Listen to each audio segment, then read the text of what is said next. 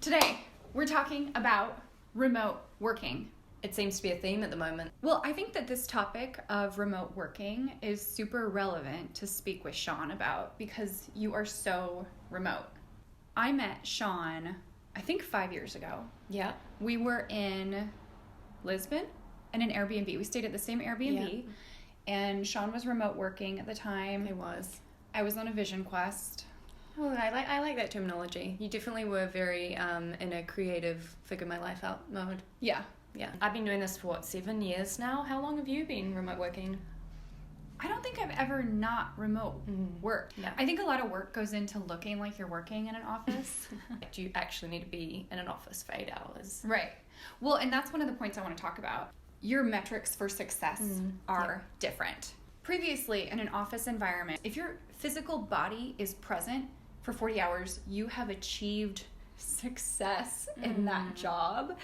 As I've become self-employed and a remote worker, the metric for success is productivity and creating really good content. Yeah. It doesn't matter how many hours it takes. Yeah, I think that's also really interesting is like when you don't know how to do something, it's going to take you a lot more time. But the better that you get at these certain tasks, like the quicker you'll get to do them, but they're producing the same value.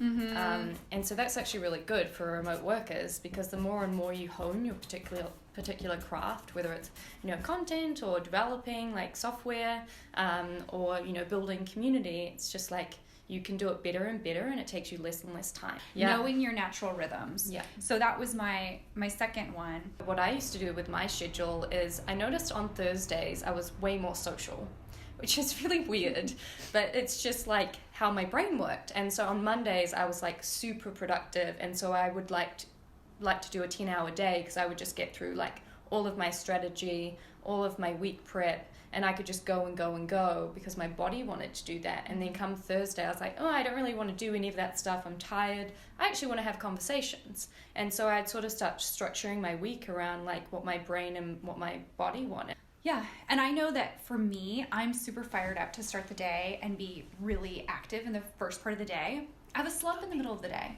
And that's when, like, the slump time, and I'm going to be brain dead and distracted, do other things. When you're remote working, you have to self-motivate. You don't have anyone telling you to eat or when to wake up or anything like that. And I actually found that I was getting really unhealthy. Something I have noticed for me is like around having a routine. I really like starting my days with a call so that I feel like I have a sense of normalcy, and so that I, because I am so remote and introverted, and I also live on an island, and often I'll be at a random place in the world where, it'll be someone else's time zone completely opposite. And so I will just call someone and start my day that way. And then if you have that kind of sense of normalcy and someone else kickstarts your day with you, that can be really helpful just to like get into things. Another one, kind of, I alluded to it before, but it's really around batching tasks. When I talk to people about like maybe traditional office workers that work a 9 to 5, when I talk to them about what I do, they look at me like I'm an alien. And they're like, how can you possibly do your work from anywhere or from home or, halfway around the world? And it's because I've learned how to look at a work stream, so the work that you have to do, and be like, okay, how can I do these tasks that I have to do, and then where can I do them from? So an example of this I have, so say, let's go back to the podcast. If you have to do 12 episodes and you have to do that in a quarter or 2 quarters, how I like to think about that is, okay, you've got the physical recording, then you've like with people, which you might do in proximity, you might not, so face-to-face, or you could do it remotely. Then you've got social media for it, you might be writing some blogs from it, and then you've also got the editing as well.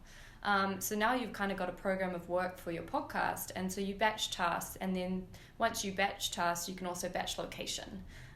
So you could do all your editing at home. How can you cram together all your meetings back to back so then you can have your really proactive work time all in one big chunk of time? Yep. So instead of getting like little breaks here and there that are super inefficient, and people screw off with that time, they just check their email in that little 15-minute window. My last major best practice is building in accountability. So I think for some people, they're worried with remote working or working from home because they're afraid they're going to screw off And you can't screw off if you build accountability into your schedule. So I know for me, one of my values is integrity, doing the things that I say I'm going to do. Yeah. And I will not submit work late. I will have this submitted to you by 5 p.m. on Thursday. I know what my last one is. Ooh. Well, I mean, we could go on forever, right? Yeah. I think communication is really important. And this is a big topic, and people talk about it a lot, and we could go down many rabbit warrens with this.